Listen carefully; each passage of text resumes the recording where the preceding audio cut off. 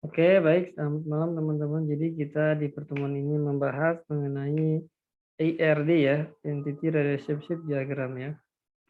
Yang mana ERD itu kita ada lihat lambang-lambangnya di sini teman-teman. Jadi ada namanya entity ya, weak entity relationship, identifying relationship, atribut depriatif ya, nanti dijelaskan satu-satu. Nah, di mana notasi ada juga notasi atribut ya. Atribut primary key, ya, atribut multi value, atribut komposit. Nah, ini untuk gambarnya seperti ini. Apa simbol-simbolnya ya. Jadi komponen IR diagram itu ya. Jadi entitas yang yaitu suatu kelompok objek atau sesuatu yang dapat dibedakan atau dapat didefinisikan secara unik. Nah, dalam kumpulan entitas yang sejenisnya disebut dengan entity set. Relationship yaitu hubungan yang terjadi antara satu entitas atau lebih atribut kumpulan elemen data yang membentuk suatu entitas. Indikator tipe terbagi menjadi dua, indikator tipe asosiatif, objektif ya. Yang kedua yang B, indikator tipe superatif ya. Nah, kita bahas entity ya. Entity kan tadi ada dua ya. Ada entity strong yang gambarnya seperti ini. Mana entity strong entity ya, seperti ini nih, ada weak entity. Nah, jadi kita bahas satu-satu. Jadi entity strong yaitu suatu entity yang suatu entity set yang satu atau lebih atributnya digunakan oleh entity lain sebagai K ya, digambarkan dengan 4 persegi panjang. Nah, seperti ini. Nah, jadi contohnya misalnya adalah sebuah entity set dengan atribut A1, A2 sampai AN. Ya. Maka entity set tersebut direpresentasikan dalam bentuk tabel E yang terdiri dari N kolom. Ya. Di mana setiap kolom berkaitan dengan atribut-atributnya. Weak entity set ya. Nah, kedua ini weak entity set yang tergantung dalam sebuah strong entity set yang digambarkan dengan 4 persegi panjang dan bertumbuh. Misalnya A weak entity set dari atribut A, A1, A2, AR ya. Dan B ada strong entity dengan atribut B1, B2, dan seterusnya BS, di mana B1 ada atribut primary key, maka weak entity set direpresentasikan berupa tabel A dengan atribut-atribut B1 ya, berisian dengan A1, A2, dan AR. Nah, ini contohnya nih. Jadi, contoh weak entity. Ini ya. Ini strong entity. Di sini ada atributnya. Ya, memiliki relationship ya. Tanggungan. Setiap pegawai pasti mempunyai tanggungan. Sial keluarga, istri, anak ya. Ini ada nomor pegawai, atributnya di tanggungan ada nama pegawai. Nama tanggungannya. Ini nanti teman-teman bisa nomor, ya bisa tanggal lahir gitu kan. Ini juga bisa jadi kelamin ya. Kita lanjut. Jadi jenis-jenis atribut ya. Pertama key. Atribut yang digunakan untuk menentukan suatu entitas secara unik. Ya. Atribut simple, ya, atribut yang bernilai tunggal. Atribut multi value, atribut yang memiliki sekelompok nilai yang setiap instant entity. Ya. Kelompok nilai yang untuk setiap nilai entity. Ini value, multi value. Pada gambar di bawah ini, ya, di sini lihat kita, yang menjadi atribut key adalah NIP. Nah, NIP. Nah, gambarnya ada garisnya. Seperti ini, atribut key. Terus dia memiliki nama, gelar ya. Tanggal lahir dan nama atribut simple, sedangkan gelar merupakan atribut multi value. Apa tadi pengertiannya? multi-value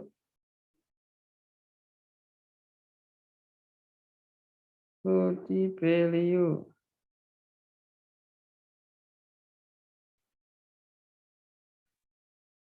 Jadi yang multi-value itu memiliki sekelompok nilai setiap instansi entity ya, sekelompok nilai untuk setiap entity. Artinya merupakan contoh, sedangkan gelar merupakan contoh nilai multi-value ya. Jadi atribut yang memiliki sekelompok nilai untuk setiap instansi entity ya. Karena kan gelar ini ya bisa berubah-ubah ya, kalau tanggal lahir enggak, tetap ini juga nama ya, bisa nanti gelarnya bisa naik ya, berubah menjadi multi-value. Nah, jenis atribut lanjutan, atribut komposit ya, suatu atribut yang terdiri dari beberapa atribut yang lebih kecil yang mempunyai arti ya tertentu. Contoh adalah atribut nama pegawai yang terdiri dari nama depan, nama tengah, dan nama belakang. Ini atribut komposit. Selanjutnya adalah jenis atribut lanjutan, ada atribut depriatif ya, suatu atribut yang dihasilkan dari atribut lain sehingga umur yang merupakan hasil kalkulasi antara tanggal lahir tanggal hari ini ya, sehingga keberadaan atribut umur tergantung pada keberadaan atribut lahir. Ini kita kalkulasikan nih umur hari ini dengan tanggal lahirnya, dikurangin dengan tanggal lahirnya nanti. Ini disebutnya depriatif. Ada lagi selain kita tadi bahas apa? Ini atribut entity ya. Nah, di sini kita bahas juga mapping cardinality. Banyak entity yang bersesuaian dengan entity lain melalui relationship. Nah, jenis mapping ada one to one to one, many to one, many to many, one to many, many to many. Nah, di sini kita representasinya dari entity set. Entity set direpresentasikan dalam bentuk tabel dan nama kolom yang unik. Setiap tabel terdiri dari sejumlah kolom, di mana masing-masing kolom diberi nama yang unik pula. Partisipan ya, constraint ya, menjelaskan apakah keberadaan entity tergantung pada hubungan entity lain ya. Dapat dua macam partisipan ya. Constraint participation constraint itu total participation constraint, yaitu keberadaan suatu entity tergantung pada hubungan dengan entity lain, di mana di dalam R diagram itu digambarkan dalam dua garis hubung antara entity dan relationship. Kita lihat contohnya. Partial participation yaitu keberadaan suatu entity tidak tergantung pada hubungan dengan entity lain di dalam diagram yang digambarkan dengan satu garis penghubung. Ini contoh yang kita lihat yang apa? Constraint ya. Nah, ini constraint. Jadi pegawai ya punya satu bagian. Many to one. Sedangkan partial participation pegawai ya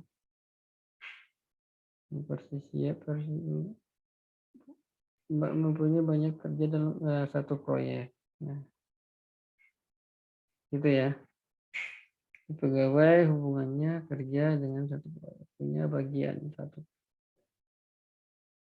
Ini one to one juga ya. Bedanya apa? Nah, bedanya adalah kita lihat di sini pengertiannya ya. Keberadaan entity pada hubungan entity lain di dalam entity dapat dengan dua garis hubung antara entity dan si pihak tidak tergantung pada hubungan dengan entity lain. Nah, kalau ini kan ini tidak ada hubungannya dengan nanti dengan bagian lain. Kalau ini mungkin satu proyek juga ya, bisa kerja dalam satu proyek aja ya. Jadi intinya dia di participation ini constraint ini ya tergantung pada hubungan dengan entiti lain, kalau ini tidak tergantung pada hubungan entiti lain. Gitu. Ada lagi, kita lihat indikator tipe asosiatif ya. Jadi indikator tipe asosiatif ini, jadi objek berfungsi sebagai suatu objek. Nah, jadi indikator tipe ini indikator asosiatif yang berfungsi sebagai objek dan suatu relationship. Jadi siswa mendaftar khusus berubah menjadi ya, adanya entiti pendaftaran. Ya, ini kita lihat indikator tipe seperti ini. Ada lagi indikator supertype ya, tipe supertype terdiri dari suatu objek dan suatu subkategori atau lebih yang dihubungkan dengan suatu relationship yang tidak bernama. Pegawai ya, pegawai honorer, pegawai tetap. Ini contohnya. Nah, kita lihat lagi di sini tahapan pembuatan IRD, Entity Relationship Diagram. Pertama, identifikasi dan tetapkan seluruh himpunan entitas yang akan terlibat. Terus tentukan atribut key dari masing-masing himpunan entitas. Ya, identifikasi dan tetapkan seluruh himpunan relasi antara himpunan apa? Entitas yang ada berserta origin key-nya. Tentukan derajat kardinalitas ya, relasi untuk setiap himpunan relasi. Lengkapi himpunan entitas dan himpunan relasi dengan atribut bukan kunci. Nah, kita lihat di sini logic record structure atau LRS. Nah, jadi representasi dari struktur record pada tabel yang membentuk dari hasil relasi himpunan entitas, menentukan kardinalitas ya, jumlah tabel dan origin key. Contoh di sini one to one. Supir mengemudi satu taksi. Gambar di atas menunjukkan kardinalitas one to one ya, karena satu supir hanya bisa mengemudi satu taksi dan satu taksi hanya bisa digunakan oleh satu supir. Jadi hasilnya one to one akan membentuk dua tabel ya, supir dan taksi. Tabel pertama supir, nomor supir, nama, alamat. Tabel taksi, nomor polisi, merek, tipe ya, dan seterusnya. Terus record structure ini ya, yang dibentuk sebagai bentuk nomor supir ya. Nanti ada lagi origin key di sini ya. Nomor supirnya di sini berhubungannya nanti atau dengan nomor taksi di sini, nomor taksi di nomor supir. Terus logical record structure ini ada one to many ya, dosen mempunyai bimbingan banyak kelas. Nah, gambar di atas menunjukkan relasi kardinalitas one to many. Karena satu dosen bisa membimbing banyak kelas dan satu kelas hanya dibimbing oleh satu dosen. Gitu ya, paham ya? Jadi one to many, jadi one to one. Relasi one to many akan membentuk tabel dosen. Ya, di dalam tabel dosen ada atribut NIM, nama, alamat, ada kelas, di sini ada kelasnya, jurusan, semester, jumlah mahasiswa. Nah, ini contohnya sini. Ada kelas, ada nama di sini dosen, ya tabel dosen, nanti ada hubungan dengan primary key atau origin key dari NIP-nya dosen. Ada lagi logika record structure ini ada many to many ya, kardinalitas ya. Gambar ini menunjukkan relasi dengan kardinalitas many to many, di mana satu mahasiswa bisa belajar banyak mata kuliah dan satu mata kuliah bisa diambil oleh banyak mahasiswa, ya kan? Benar ya logikanya gitu. Ini ada tabel mahasiswa, ada tabel mata kuliah, ya. Tambahkan lagi tabel nilai menggunakan super key atau composite key. Nah, kita lihat tabelnya di sini. Nah, gitu. Jadi ada mahasiswa, ada nilai, ada mata kuliah. Ini. Jadi mini itu ini. Jadi mahasiswa bisa banyak ambil mata kuliah bisa diambil banyak mahasiswa. Nah, kita lihat analisa nih ya. Jadi kita lihat contoh analisa di sini. Analisa kasus ERD pada perpustakaan smart. Ya, kemarin teman-teman membuat tugas mengenai apa entity-nya aja ya. Sekarang ERD-nya nih. Nah, di sini jadi membuat ERD dari perpustakaan smart, langkah-langkah pembuatan ERD dan LRS ya. Tentukan entity yang diperlukan, tentukan relationship antar entity, menggambarkan ERD sementara, mengisi kardinalitas, menentukan kunci utama, key-nya nanti, menggambarkan ERD berdasarkan kunci, ya, tentukan atribut-atribut informasi ERD ke LRS ya. LRS menggambarkan LRS.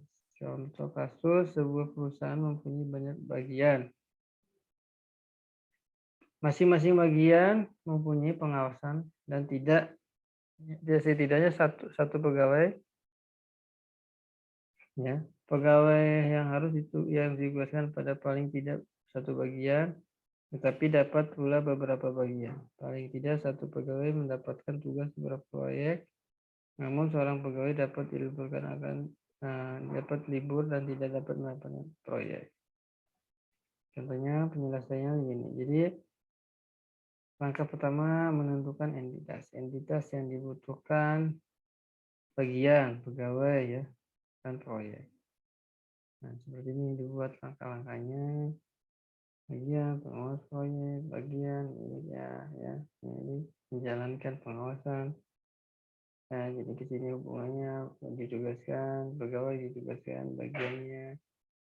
Pengawasan dijalankan oleh proyek bagian yang menggunakan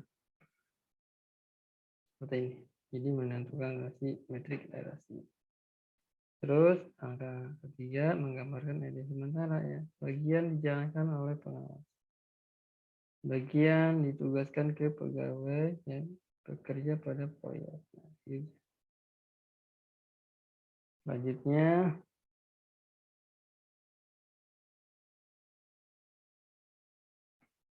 ini kita lihat langkah kelima ya. Langkah 5 belum ya, ini dulu nih. Jadi langkah 3 deskripsi permasalahan masing-masing bagian hanya mempunyai satu pengawasan. Seorang pengawas hanya bertugas pada satu bagian. Masing-masing bagian memiliki paling tidak satu pegawai. Masing-masing pegawai bekerja paling tidak pada satu bagian ya. Memiliki proyek yang dikerjakan oleh paling tidak satu bagian. Seorang pengawas bisa mendapatkan tugas 0 atau beberapa proyek. Contoh langkah 4 ini. Sebagai contoh tadi deskripsi permasalahan. Bagian memiliki satu jalan pengawasan yang banyak yang ditugaskan untuk pegawai. Banyak bekerja pada banyak proyek. Gitu. Terus angka kelima menentukan kunci utama. Ya, utama nama bagian, nama pengawas. Nah, ini apa atributnya ya. Profilnya. Menggambarkan ERD ya. Teman-teman, ini karena ada dua relasi manajemen ini pada ERD sementara, maka itu antara bagian dan pegawai serta pegawai dan proyek. Oleh karena itu dibuatkan entitas baru yaitu pegawai dan pegawai proyek. Ya, kunci utama bagian pegawai adalah gabungan nama bagian dan nomor pegawai. Kunci utama pegawai proyek adalah gabungan nomor pegawai dan nomor proyek. Nah, ini gambar CRD scan key-nya. Nanti ada di sini apa tuh? Nama bagian ditugaskan ya, nama bagian, terlibat, nomor pegawai di sini, nomor pengawas. Ya. Ini kunci-kuncinya yang ada. Ya, ini. Atribut K ya, ada garis bawah. Teman-teman bisa lihat nih, ada lagi terus menentukan atribut yang diperlukan. Terus apa aja? Jadi catat di sini ya, bagian, nah, bantuan ke pengawas ya. Ini tugaskan ke banyak bagian pengawas. Terlibat dalam satu pegawai, terlibat dalam banyak bagian pengawas ya. Pengawasan proyek, bekerja pada banyak pegawai banyak pada satu proyek ya. Ini itu RAD dan LRSK ya. Ini gambarannya teman-teman bisa dilihat.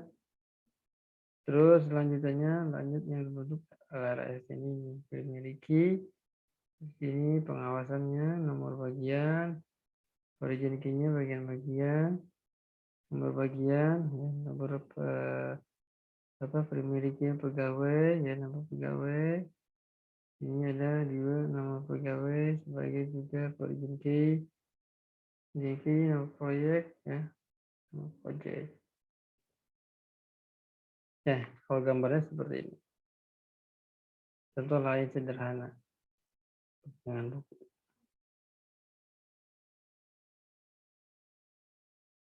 Oke, nah ini contoh RIP perpustakaan tadi ya. Pelajari ininya apa? Lambang-lambang ini apa tadi atribut C ya, kode buku. Judul buku atribut aja stok, ini apa entity ya. Relation. Ya seperti itu lebih jelasnya teman-teman nanti coba baca ulang, apa yang perlu disampaikan atau ditanyakan bisa di forum ya. Oh, apabila teman-teman belum mengerti. Oke, demikian untuk pertemuan kali ini. Terima kasih. Untuk pertemuan ini kan pertemuan 5, jadi nanti kita coba bahas normalisasi hasilnya sedikit. Jadi nanti kita di pertemuan 6 bisa juga membahas normalisasi dulu. Oke, terima kasih. Assalamualaikum warahmatullahi wabarakatuh.